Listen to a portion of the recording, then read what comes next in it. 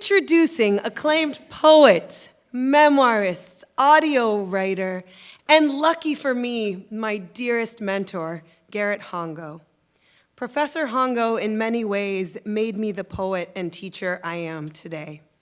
And it is a gift to share his influence with students I anticipate are in the midst of developing such lasting relationships with their professors right here at Hendrix College. I could go on and on about his accolades and publications, from his poetry collections, Yellow Light, Coral Road, The River of Heaven, which received the Lamont Poetry Prize and was a finalist for the Pulitzer. I could tell you about his brilliant works of nonfiction, from Mirror Diary and Volcano, a memoir of Hawaiʻi, to most recently, The Perfect Sound, a memoir in stereo. I could list the countless fellowships, Guggenheim, Rockefeller Foundation, and the National Endowment for the Arts. I could tell you he was awarded the Aiken Taylor Award for Lifetime Achievement in Poetry, and his recent work has appeared in the most prestigious literary journals, The New Yorker, the Georgia Review, the Sewanee Review, among many others.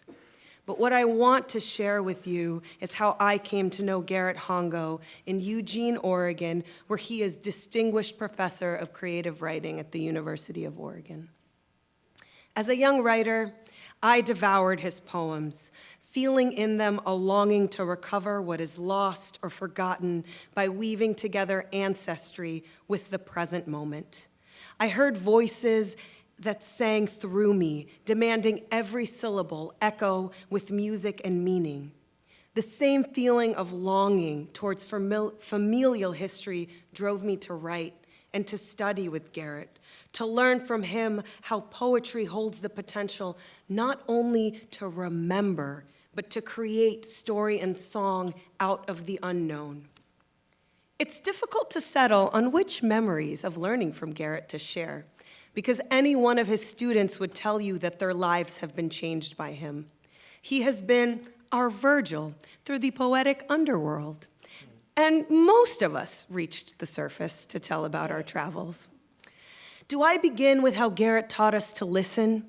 We can all hear, but it takes poetic sensibility to listen to the music of language and recognize its melodies. How he blended lessons of the poetic greats with musical ones, Bob Dylan, Sam Cooke, Etta James. How I anxiously tapped out the stresses with my fingers against a table, terrified to be called on. Julia, how many stresses? 3, maybe? Don't guess, he corrected. Listen. And I did, and have been ever since. Or do I share how Garrett first asked me what I wanted to focus on in our independent study, and I, trying to sound knowledgeable, spouted off something about poetry of witness, not knowing what either of those words really meant then. He corrected, "You mean Witness of Poetry" by Miłosz, a book in which Miłosz writes, "I have titled this book Witness of Poetry, not because we witness it, but because it witnesses us," stressing that the discipline of poetry is testimony, is a higher calling akin to faith. Garrett taught me to expect, to demand, to settle for nothing short of this, a lesson I try to pass on to my students. Through his writing and mentorship, Garrett Hongo creates an intergenerational legacy, a family of poets, from his teachers, C.K. Williams and Charles Wright, through to his students and theirs and theirs. In his recent award-winning poem, The Surfaces of the Sea, he asks, "What face of mine does the world acknowledge when I call down its rock seawall for the lost voices of my past to sing through dazzle-throated thunderheads?"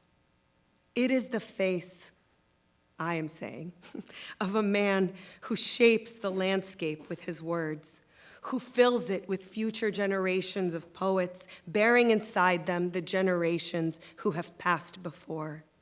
It is my dear teacher, mentor, and friend. Please join me in welcoming the incomparable Garrett Hongo.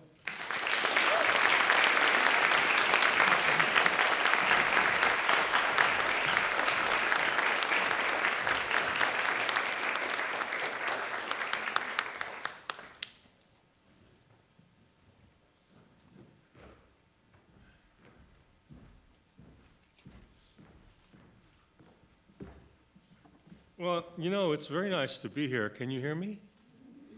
I actually didn't know what to expect. I've only been in Arkansas once before. It would have been in the 80s. I came from Columbia, Missouri to fish the White River in a canoe, and I was brought by my colleagues in the English department at the time, 3 of them, and we had 2 canoes. And I was very rude. I caught the most fish, and they haven't forgiven me. I had to, leave after that, and I went through, I guess I didn't go through Arkansas. I went through Branson, Missouri. I drove from Columbia to Texas to the University of Houston, which was my next job. So I'm really happy to be back now in these circumstances. I have to say, this is one of the most loveliest campuses I've ever visited. I was telling your president that it looks like Princeton used to be. Really. And the spaces here are just absolutely fantastic. And then the special areas like the reflecting pool and pond and this room and the museum, I'm very, I don't know, kind of blown away by the beauty here. And then the intellectual curiousness of your faculty and their activity of mind is extraordinary. I'm used to visiting places where the faculty is superficial and viperous, like my own. So you've really got an unusual situation here at Hendrix. I mean, number one, they're human beings. Number 2, they're not ashamed of their reading. And number 3, they're glad to share it, which is quite unusual. I thought that I'd do a different kind of reading than I normally do. Usually a reading would feature simply, in some ways, the extraordinarily narcissistic personality of the poet. What I'm going to try to do is suppress my own narcissism tonight. And read for you a succession of poems from all of my work, which tracks the history of the Japanese in America. I've not ever actually done a reading like that before, but I thought this fall I do this at Hendrix and then in my next reading in New York, which is going to happen quite soon. So I'm going to be reading around in the different books, but also largely from a new manuscript of poems I completed, I guess, early this year, and which has just been accepted fairly recently to be published in 2025. That book is called Ocean of Clouds, and so many of the new poems are from that manuscript. I'll begin with this. It's called Homage to a Picture Bride, and it's about the first generation of Japanese in Hawaii in the early 20th century. When years were long with labor in the sugar fields, I sought a wife at last, choosing her from a photograph. She was but 15, a shy child of a bride wrapped in faded kimono, as I likewise was wrapped in wind, a man of 30, weathered by work in the green seas of cane, my savings finally enough to take my wedding vows. Before then, it was to the coming world that I made vows, to wrest a new life from the earth and leave the fields, so I might cast my eyes without sorrow from mountains to the sea, never again to falsify who I was in a photograph, as though I were a clerk or a saddler, sheltered from the constant winds, the image I'd sent a deception to my young bride. She was young but daily growing, my new bride. We stood on the pier and took our vows, and I led her to the North Shore, its mountains torn by winds. Below them, the rippling green fields of cane stretching all the way to the sea, a landscape no one would care to photograph. Before we left, someone took a photograph. This laborer and downcast picture bride, half his age, at their dockside ceremony of vows, staged before a backdrop of slate gray seas and the small curls of waves tossed by winds, impassive faces resigned to a hard life in the cane fields. But we were destined never to leave the fields. My wife gave birth to a son we did not photograph, as before he could cry, he was taken by the wind that came betrothed at his own promised bride, journeying from the afterworld over storm-tossed seas, our mortal dreams of a better life, all but disavowed. She herself died within a year of our vows, and so finally escaped the sugar fields, a ghost in flight, ha'alelehana, over the dread seeds that never would be captured in a photograph, so that even after, only resolve would be my bride, and my mourning cloak a coat of harsh winds. Only the wind knows my sorrows now. Whatever vows my bride and I made are forever lost in the sugar fields. This photograph, the one moment we lived apart from life's cold seas.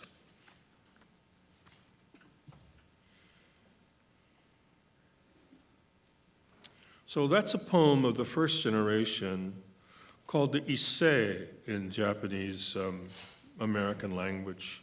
You know, the Japanese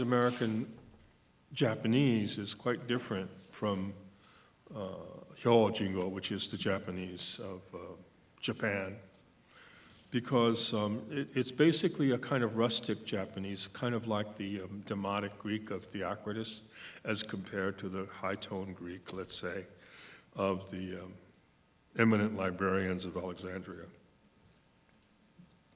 Here's something that's in demotic for you. It's a poem of the second generation, the American-born, those who left the sugar fields and made a life in the city. It happens to be about a musician, spoken in the voice of a musician, who comes out of the culture of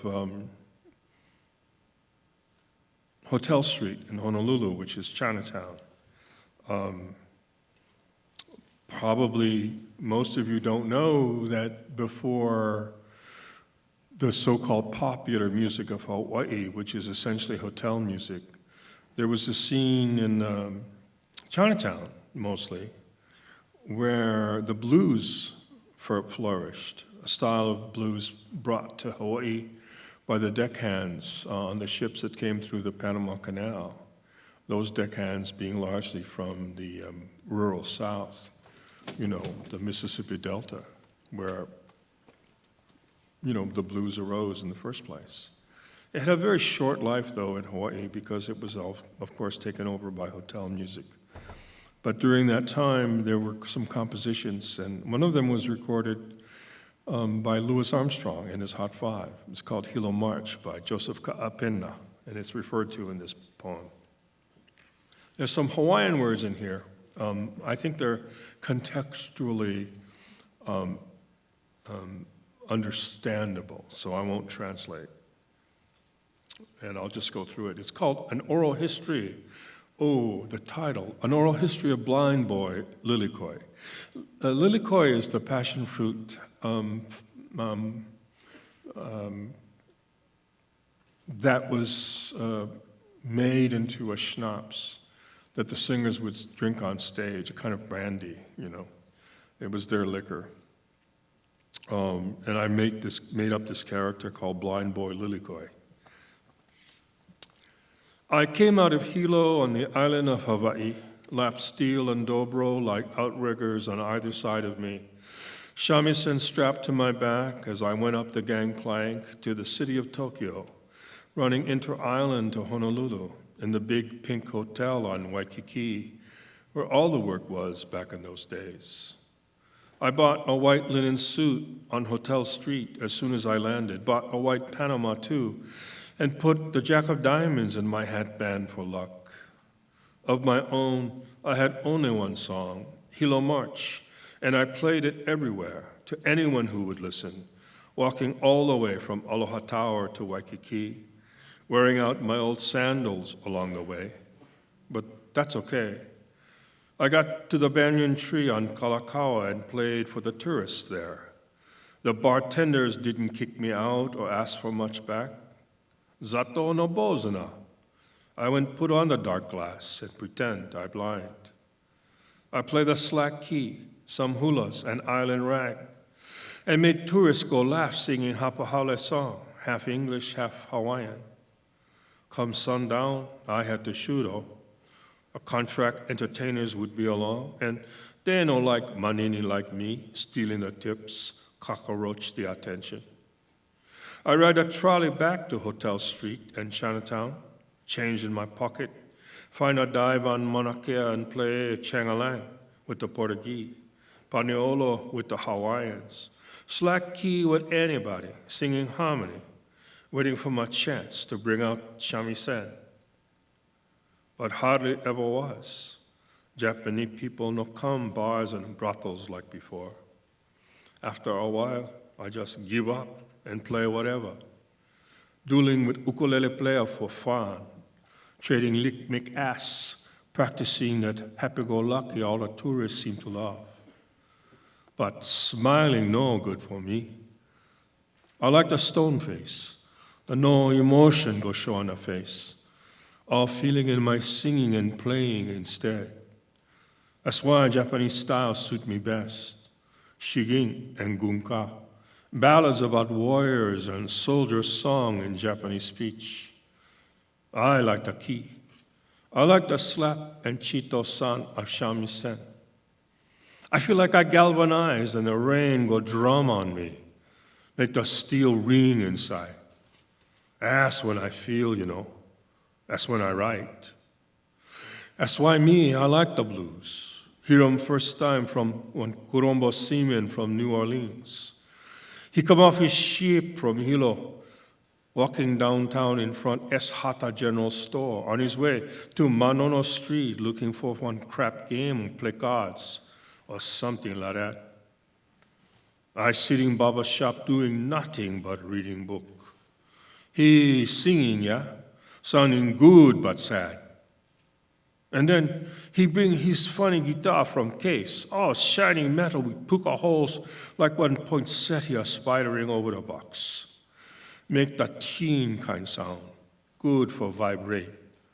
Make the kind shake in a bone sound like one engine in a blood, penetrate. He teach me all kind song, field holla, he say, the kind slave guns use for calling shara from field to field. Just like cane workers, and rag, and march, and blues, all make up from this black bugger from Yazoo City. Upriver and away, the bluesmen say. Yeah, spooky, no can forget. That's how I learned for sing.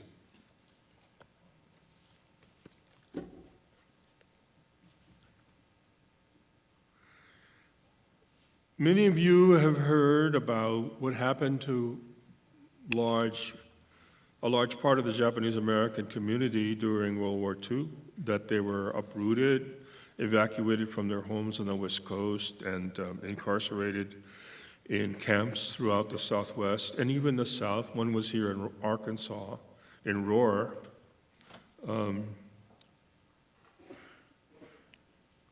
But some of you don't know that before that mass evacuation of 120,000 Japanese Americans, there was an advance roundup of about 6,000 Japanese American citizens considered community leaders. They were language teachers, journalists, attorneys, doctors, accountants, leaders of the community in one sense or another, It was to, in some ways, behead the Japanese-American community from their leadership. My own maternal grandfather, Hideo Kubota, was one of those, rounded up on December 8th, 1941, and imprisoned for 3.5 years by the Department of Justice. I have a series of poems about that experience, which I write about in his voice, a sequence of dramatic monologues, many of them in my book, Coral Road, where he reaches out for consolation and advice to the great poets of the world, asking them to help him endure his incarceration. One of them he writes to is Miguel Hernández, the great poet of the Spanish Republic who resisted the fascists and who died in a Falangist prison in Madrid in 1941. Another, of course, is Nazim Hikmet, the Turkish poet of great compassion who was imprisoned by his government for his communist leanings. Various poets, Tadeusz Różewicz, the Polish partisan who fought against the Nazis during World War II.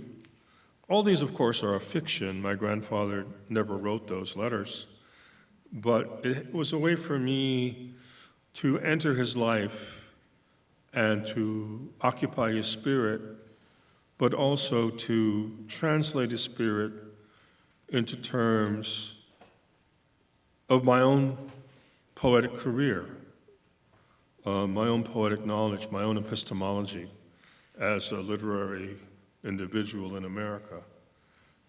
So here's a recent poem in that vein. It's called Kubota to Zbigniew Herbert in Lvov, 1942. Zbigniew Herbert was also a Polish resistance fighter against the Nazis. In 1942, he was a lab technician in a small city called Lvov, which was always contested. At one point it was Polish, another point it was Soviet, another point it was Hungarian earlier, and it's always a contested spot. The great poet Adam Zagajewski has a poem called Going to Lvov about the reoccupation of that city by Poles after World War II. So, Kubota to Zbigniew Herbert in Lvov, 1942. In 1942, as Lvov was being seized by Nazis while you labored diligently by day as a quiet feeder of lice in a virus lab, and join your heart to the resistance that would rise in Warsaw, my own country's agents had already taken me from my home in Laie, placed me in a jail cell in Honolulu, and interrogated me for many days. Neither of us had thought of our poetry then, Zbigniew, not of the caustic sarcasm of your strophes stripped of pious words, not of the praises of the life I would lose like a lavish field of rice, once bending with weight, but blighted overnight by the black cowls of disease. I told them I was just a storekeeper who liked night fishing. No submarines was I signaling offshore. Nothing but schooling fish that I hoped would come to the sputtering lights of my torches that I stuck in the sand like stakes for growing beans in my family garden. The ocean knew of my intentions, lapping softly at my knees, curling in kind foaming waters around the bones of my bare feet. And the winds knew of my poverty, sending me a cloudless night sky, stippling the lagoon with stalks of red flames. But my government questioners cited my language as my enemies, my academy in Hiroshima, a military school, my citizen's heart, black as diesel. They sent me to a barracks on an island in Pearl Harbor where I could see the burnt wreckage of scores of ships, hear their moaning steel like drowned sailors who still cry out, throats choked with oil from their watery graves, feel nothing but panic and regret as though a child had died. My hope wrapped in old newspapers and thrown away like offal, clean from a fish the size of a man. Then to a ship bound for Oakland, and by train and truck with men like me, Japanese all, to Fort Missoula in a cold wind like a dull razor scraping across my stubbled face. What was my crime except to belong to an enemy race? Why can they not see that I love like them, the promise that is this land like a wife to whom we have sworn only faith and practiced devotion? I would wash her feet with water gathered in a canvas bucket, carry her burdens across cane fields and over the shallows of our bay, ruffled with wind, if she would just once more, as on her bridal evening, speak her vows and turn the soft bundles of her body, heaving like a warm tide in my arms, back to mine.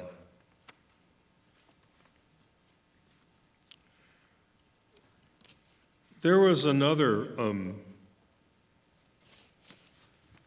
experience.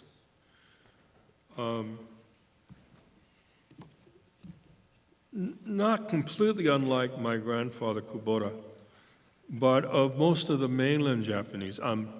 In Hawaii, we refer to the Japanese in Hawaii as Buddha heads, and the ones on the mainland, which is to say the continent, as kotonks. There was even that division, even in 1944, when the volunteers from the internment camps and from Hawaii finished boot camp in Camp Lejeune, Mississippi, and were brought to Rower in Arkansas to meet the internees in one of the concentration camps. My friend, the Senator Daniel Inoue, told me that there were lots of fights between the kotonks and the pineapples, the Buddhaheads, in boot camp because they didn't understand each other. And after the visit to Arkansas, to Rower, the Buddhaheads understood that their brothers who were enlistees from the concentration camps had a great sadness to overcome in order to join the fight. This is about one of the Issei, the first generation, who comes back from internment and tries to reestablish a life after that experience.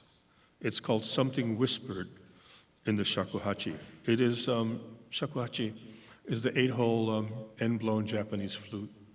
Some of you may have heard it on recordings called the Music of Zen, or some kind of bullshit like that. It's a very beautiful sound, haunting, and played on a pentatonic scale. It's a very muscular sound. No one knew the secret of my flutes, and I laughed now because some said I was enlightened. But the truth is, I'm only a gardener who, before the war, was a dirt farmer and learned how to grow the bamboo in ditches next to the fields, how to leave things alone and let the silt build up until it was deep enough to stink, bad as night soil, bad as the long witch-gray hair of a ghost. No secret in that. My land was no good, rocky, and so dry I had to sneak water from the whites, hacksaw locks off the chutes at night and blame Mexicans, Filipinos, or else some wicked spirit of a migrant murdered in his sleep by sheriffs and wanting revenge. Even though they never believed me, it didn't matter. No witnesses, and my land was never thick with rice, only the bamboo, growing lush as old melodies and whispering like brush strokes against the fine scroll of wind. I found some string in the shed, or else took a few stalks and stripped off their skins, wove the fibers, the floss, into cords I could bind around the feet, ankles, and throats of only the best bamboo. I used an ice pick for an awl, a fish knife to carve finger holes, and a scythe to shape the mouthpiece. I had my flutes. Before the war came, I told myself I lost nothing. My land, which was barren, was not actually mine, but leased. We could not own property. And the shacks didn't matter. What did were that there were power lines nearby, and my sabotage was expected. What mattered to me were the flutes I burned in a small fire by the bathhouse. All through relocation, in the desert where they put us, at night when the stars talked and the sky came down and drummed against the mesas, I could hear my flutes wail like fists of wind whistling through the barracks. I came out of camp, a blanket slung over my shoulder, found land next to this swamp, planted strawberries and bean plants, planted the dwarf pines and tended them, got rich enough to quit and leave things alone, let the ditches clog with silt again, and the bamboo grow thick as history. So, when it's bad now, when I can't remember what's lost, and all I have for the world to take means nothing, I go out back of the greenhouse at the far end of my land, where the grasses go wild, and arroyos come up with cat's claw and giant dahlias, where the children of my neighbors consult with the wise heads of sunflowers, huge against the sky, where the rivers of weather and the charred ghosts of old melodies converge to flood my land and sustain the one thicket of memory that calls for me to come and sit among the tall canes and shape full-throated songs out of wind, out of bamboo, out of a voice that only whispers.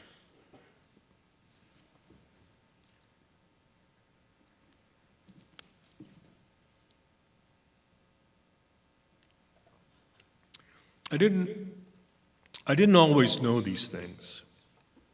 I grew up the child of a generation who wanted to spare us from the experience, even the knowledge of that kind of suffering.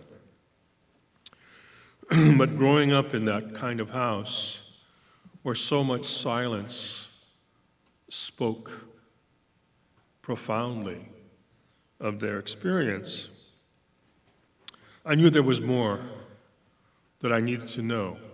I knew there was more that I needed to understand, that there was this immense amorphous feeling without language to express it.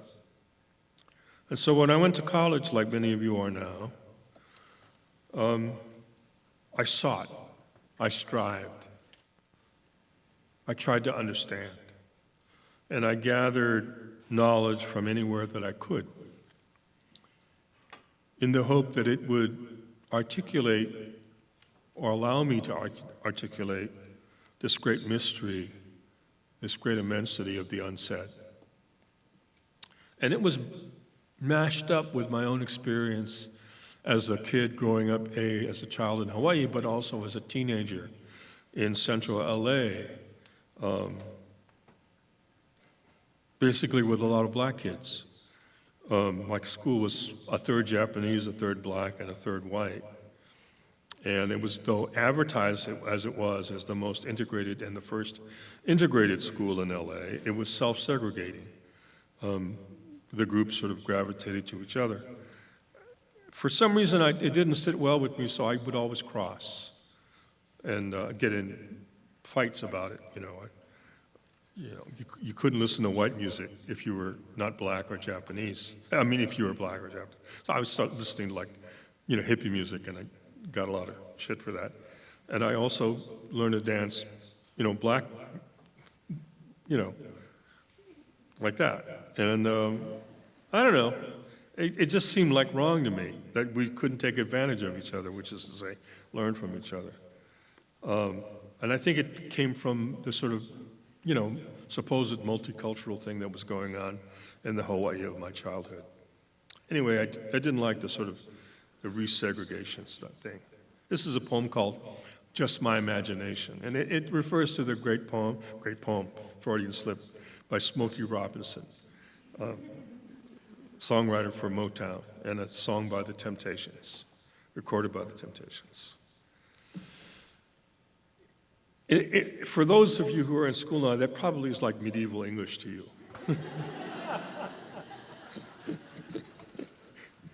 In the college dorm room, I sit cross-legged on the floor, scripting ideograms on notebook pages, practicing kanji, sipping mateus from a teacup blazed with coppery red dragons with golden eyes. Barefoot, I wear jeans and a plain white tee, and bend from the waist to do this steady work. Motown plays from the stereo, the Temps, crooning a cool tune. And a rhythm slowly builds, a pulse of wordless feeling, a guide for phrasing. And the images rise, recollections from childhood, the sense of the past, the chant of tides from the sea, a garland of cigarette smoke curling through household air, my grandfather dealing flower cards before him on the floor, the first plum blossoms bursting from a black bough, yellow butterflies ringed around peonies, a white heron poised between twin pines before a pink cascade of sakura. Legacy is like this, insinuations, stray images collecting in the mind, stilled with passion, fundamentals persisting in our waking dreams. I move the cup aside, shimmering with wine. Left to right, I gather strophes with a pen. From a swirl of flowers, trail of ideograms, running away with me, I tell you, once again. And here's another similar scene. It's about being tutored by the library of my first wonderful poetry teacher, the poet Bert Myers. His poems have just been reissued just this year. This is reading Miguel Hernandez in Bert Myers' library. A room surrounded by wooden bookshelves, slim volumes of poetry with colorful spines, an arcana not only of knowledge, but of human acts on stages both everyday and unimaginable. Peasants planting corn in rows of dry earth, a prisoner being buried whose poems were scratched in blood on his own clothes, a fisherman who sings to his nets as he sets them out in patches on a shallow sea, a sybarite sauntering through a Parisian park, skirting the bronze Rodins, a mother grieving at the impassive gates of tyranny, her son disappeared by police. I learned reverence for the quiet actions of the mind, those who inscribe precise, passionate words onto the chambers of remembrance within languages, brogues and patois, creoles and chimeras of speech, rhythmic jungles traversed by the resolute beasts of peace. I read Miguel, Aimé, Sappho, Nazim, Anna, and Renato. I ate of earth, drank of ice, saw with eyes tutored by weeping. My body swayed to the cycling music of eternities. I read to arrive as my teacher saw me, cleansed of cares, swollen heart, ready to mourn, tuned to the old music. Some of you want to write poems. It's kind of a curse. It's a way to create stillness and meditation in the busyness of life. And no one else actually gives a damn about that, except other poets. I had a great experience of being able to live with other poets for 2 full years of my young adulthood.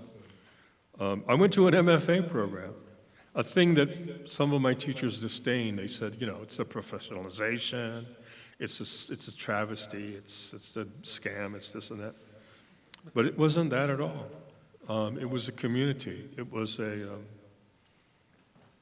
singing school, as Yeats calls it. I happened to be able to study with the great poet Charles Wright from Tennessee, Howard Moss of New York City, C.K. Williams of Philadelphia. And they opened the world to me, and I had these wonderful classmates. And those of you who want to write, I hope you have a similar experience. Here's a little poem I wrote about that. It's called After Workshop, Late Fall. It's set in Southern California.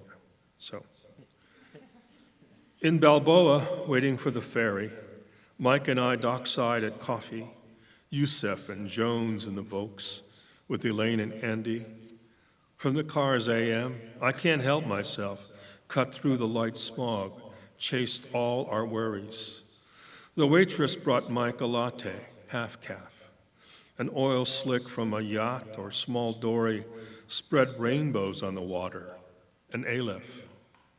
Carving towards us, a moment's chance to see what conjures it might bring. A map of stars, an apparition in evening's black coffee, jump starts, a flicker from gods in palm trees, wicking down to us like fire in idling cars, blood moon on the channels, blue sleeve of sea.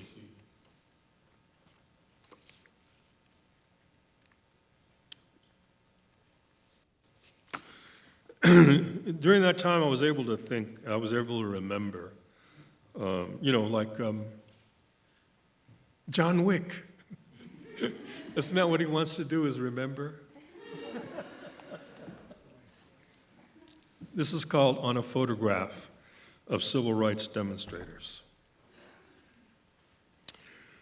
A man wearing a sandwich board walks within a throng. Across the board's face and back, bold letters read, I am a man.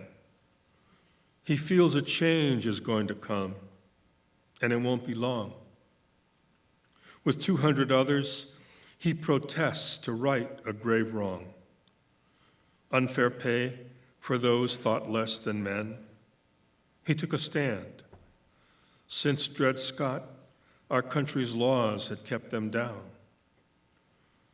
Were they born by the river, as in Sam Cooke's gentle song? Were they running ever since? Does no one give a damn? Do you, like them, feel a change is going to come, that it won't be long? Since Dred Scott, our country's laws have kept them down. There had been riots, assassinations, the war in Vietnam. When you see them, do you feel righteous or do you frown? In '66, I saw the man on television. This happened when I was young. From then on, I worried our policies were all a scam. Yet moved by him, I believed a change was going to come. Back then, there were times I felt I couldn't last for long. Now, I glance at this photograph that says I can. I feel a change is going to come, and it won't be long. A man wearing a sandwich board walked within a throng.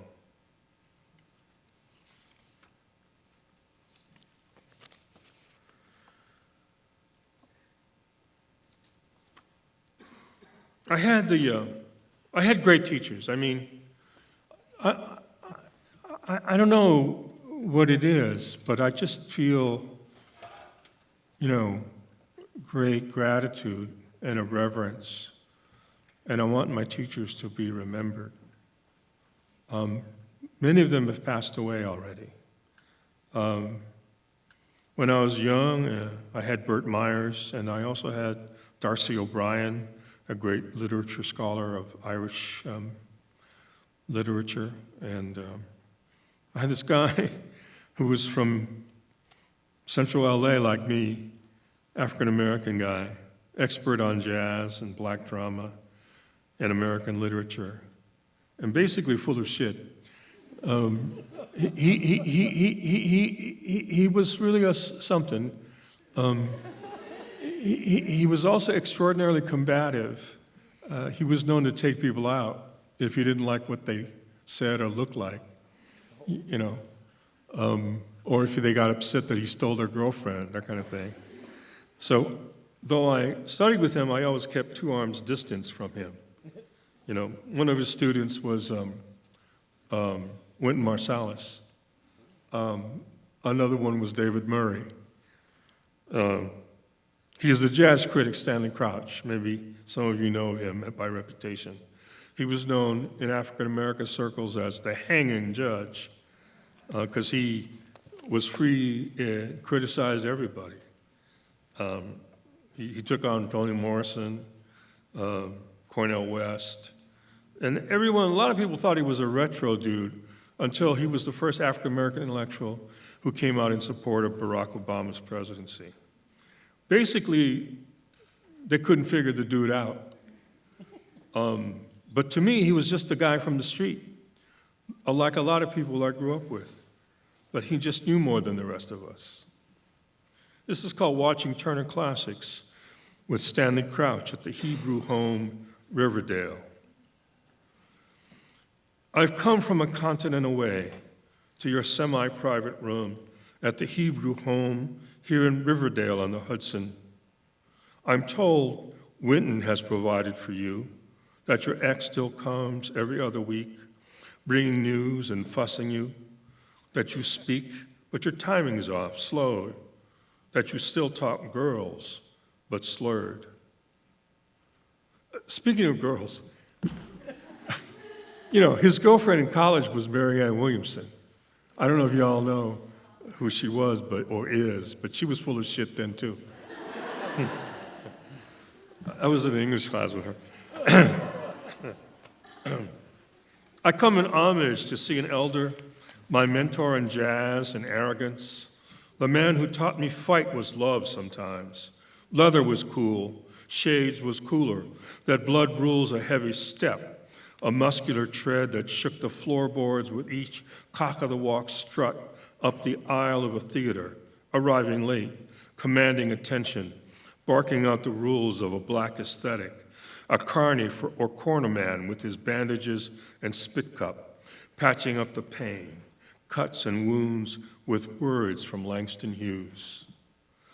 You spoke with the rhythms, melodies of the barbershop, your argumentative stance demanding drama in any voice that may have started with a rasp, but then elevated into soft strophes like Lester's saxophone, flowing a sideways tune, lifting his axe near horizontal, a smooth sachet of persuasion, street corner sophistry that convinced light was from the gods and liberation came from words. Cinque, Amistad, Benito Sereno, Poeta Nueva York, I first heard you say, who told me a black man and a white one looked the same down a street in Harlem 100 yards away.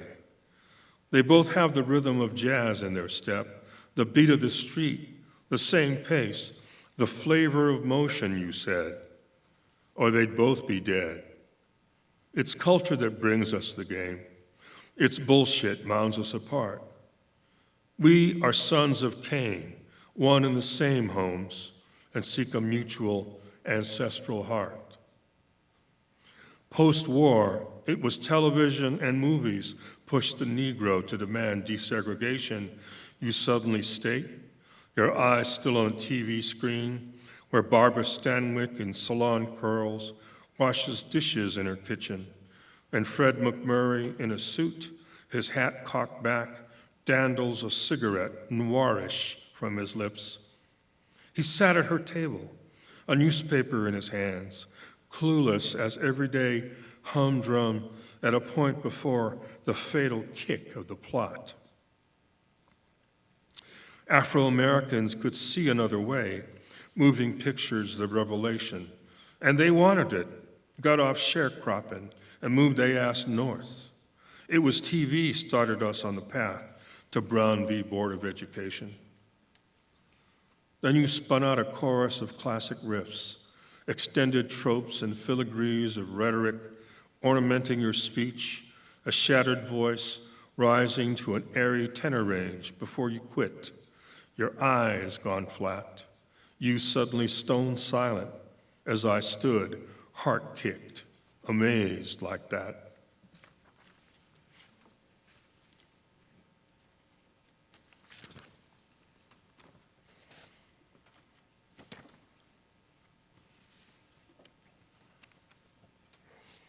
You know,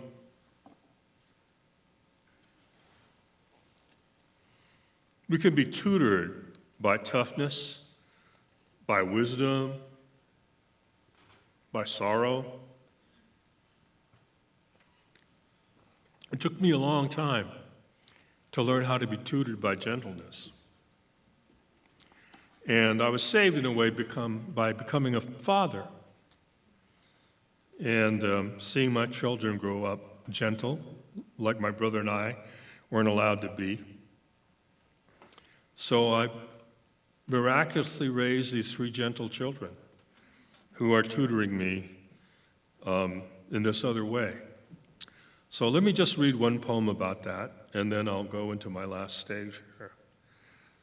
This is called Annalena. My daughter is named Annalena for the Annalena altarpiece in Firenze at the Museo di San Marco, a painting by Beato Angelico, the Quattrocento painter in Italy, who ran a studio and produced many frescoes and paintings,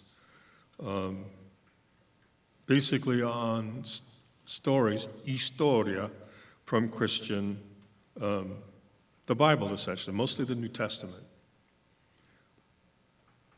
One of the most famous is the Annalena altarpiece, which is now housed in the Museo San Marco. It's a painting of the Madonna and Child and the saints arrayed around them, taking in their wisdom. And it's a gorgeous, beautiful, out-of-this-world painting.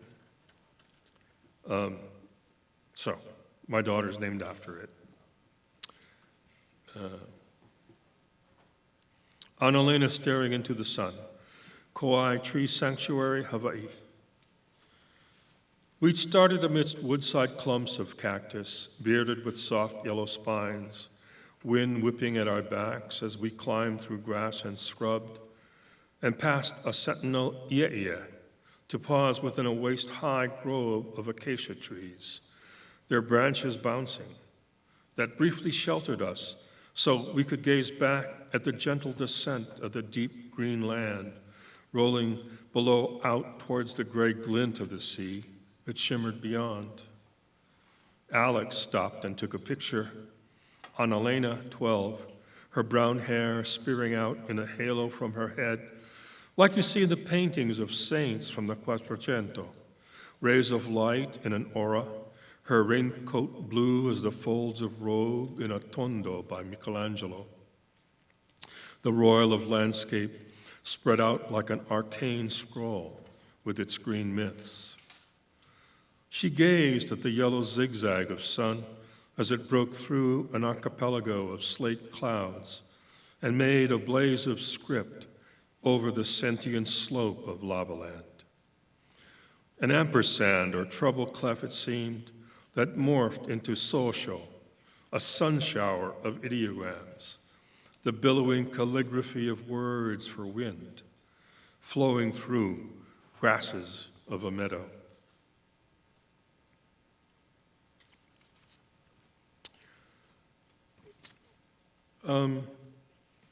Now that I've disavowed my own narcissism, I think I'll indulge it.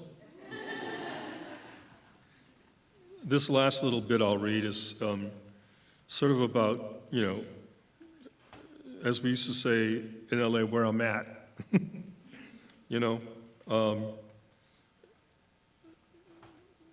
I don't know what to say about it except that I'm enjoying a bourgeois life. This is called Blues with a Feeling, Cassis. It's set in the south of France, where I go in the summer. Yeah.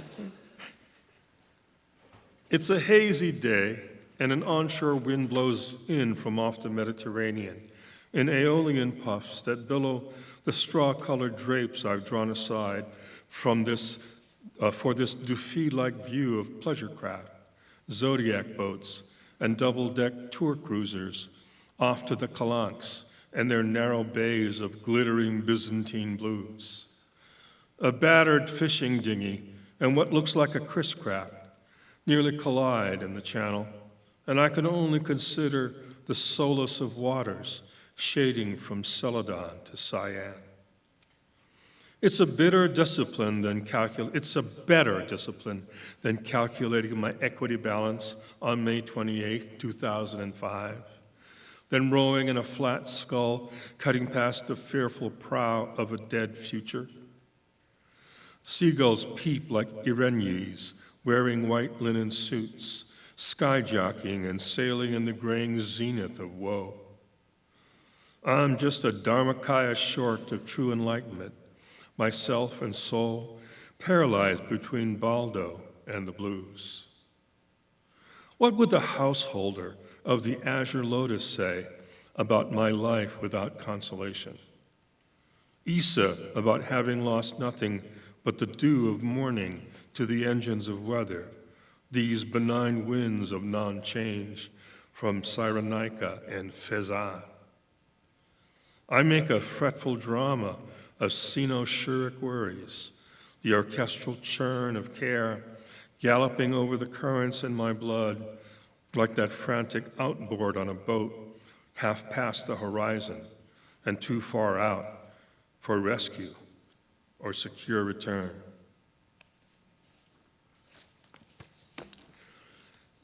Here's a poem from a sequence where I'm published with one of your own faculty, Hope Coulter, who has a beautiful and somber and noble remembrance of her father. In it, I have a poem. It's a sequence. I'm set in actually Cassis, but in that setting, I think of many things. And this is a self-justification section that I want to read for Julia, even though it's called Apologia Pro Vita Sua, an apology on behalf of my own goddamn self. I've a fear of pure poetry sometimes, the immaculate piece of it. So I busy myself in pursuits of distraction, looking left and looking right, failing to follow the middle path away from the burning house of impure consciousness. I seek illusion, but thusness, the true being of the universe, eludes me. I fill my days with errands and choring, a call to the travel agent, bookings for Paris and Rome. I test the home alarm, review subscriptions. I clean, whirl the Dyson around. I Swiffer sweep, read the Navian manual why the hot goes cold in the shower sometimes. You know the drill. And when I check off the whole iPhone list, I prep classes, reread Theocritus and Virgil, Wyatt's sonnets, lyrical ballads, the preface to the second edition, my notes on the same and more. I delve, I seek. I meditate upon thorns of literary pursuit, its persistence through millennia with variations and filigrees, its rarely, faute de mieux, sui generis occurrences. I create a language of explanation. You didn't laugh. That's really funny. you didn't laugh. You hurt my feelings. I create a language of explanation, a shining discourse to dazzle young minds, quoting Benjamin, Longinus, and whoever else I can think of from Heraclitus to hip-hop.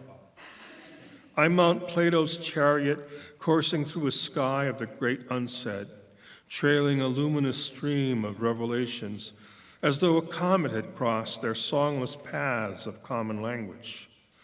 I imitate my betters who taught, when I consider how my light is spent. Sunday morning, they flee from me, taking leave of a friend, and all the grand stars that light a path for imagination to follow. Intimations trailing clouds of Gloria, a skylark, and wild swans that cool. Murray the K, Wright, and Myers, Lentrichia, each bending over books and their binders of loose-leaf notes. A kind of folly, I guess, my effort to follow them. Watch yourself, Youssef said to me once back at Irvine, hearing my ambitions. He meant, I think, to give more to the quiet of selfless meditation, the dream work of dwelling in numinous mysteries and not explanation, that our job was to make poems, not poets. But lately, I feel the consolation that these all were an unconscious fulfillment of Kubota's wish to build a school in the Sugarlands, that the children of cane workers might accede to betterment, that he'd have created out of goodwill a new culture of amity and education. The war stopped him.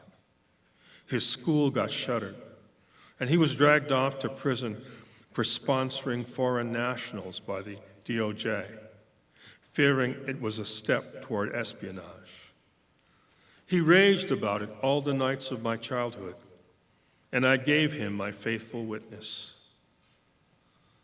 It's certain a man can't know why things go the way they do, hot or cold water on his naked skin. The Book of Changes tells us that. He can only follow what karma demands and what the twin wings of his breath sigh he must do. Read the manual, study sutras, chant homage and praise to the heart. I did this in the dark, not knowing the light of it, till 70 of my old students gathered to meet once in Portland in a nondescript conference room during a convention. I saw on their faces Kubota's dream for them, shakushuchi, shining wisdom of the law, the tale of the comet that is the human soul, furling in and among them like a banner of stars. So I'm going to close with this little summary of my own narcissism. And thank you all for bearing with me as I tried to persuade you and myself that I was not egotistically sublime. This is a poem called Litter for the Taking.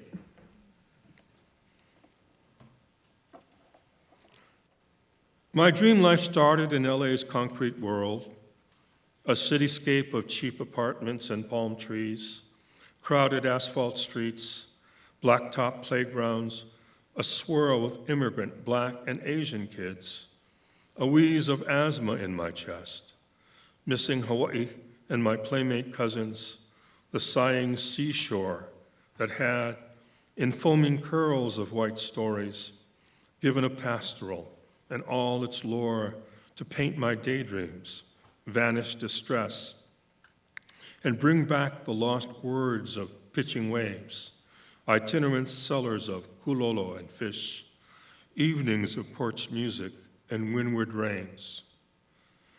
I had these, the way Muir had his sierras, a splendor alive in all my waking, a green mural of folded cliffs, plumeria blooms on patchy lawns, litter for the taking. Throughout childhood, I had my secret place, a splendor of mine amid urban squalor, palimpsest of imaginings to trace, while a car wreck screeched from the corner. I conjured yellow hau flowers, tofu shops, fish hooks baited with pink shrimp in waters tumbled from mossy stones, slate bells of clouds, the rippled silk of trade winds in blue tatters woven across a lagoon's upturned face. A shut-in latchkey kid, after school, I made games of cardboard, string. A sheet of foil was a silver pond where white egrets raced. I've since taken survey of other lands, parades of volcanoes, museum halls. I lived for pleasures that came to hand the way sea-run fish school by a waterfall. I learned of purple wines and their terroir. I gathered postcards at a stop-and-go. I hiked along a narrow road one summer, chasing the ghosts of Sora and Basho. Another, my daughter ran on cobblestones down a winding Kafkaesque street in Prague. Alarmed, just 5, she'd found herself alone while I strolled ahead, my mind in a fog. It moved back, at work on a fantasy, something to do with Florentine lunettes, or a late spring snow at Kinkakuji, a lace chain of smoke from a cigarette. Imitations are what I'd sought, innocence I had as though a child's, a saint's chorus, unaging wonders taken from guidebooks that might beguile and blaze to magnificence. A copse of oaks, a lawn of fallen umber leaves, our refuge. My home is now my nation, walls of Chinese art, rugs of Turkish weave. I'm content with quieter intimations. What do I do these days of idleness? Fugitive thoughts pitch up, the mind's coronas, an affair among redwoods in Inverness, a summer shower, ponds gold lit in Laguna.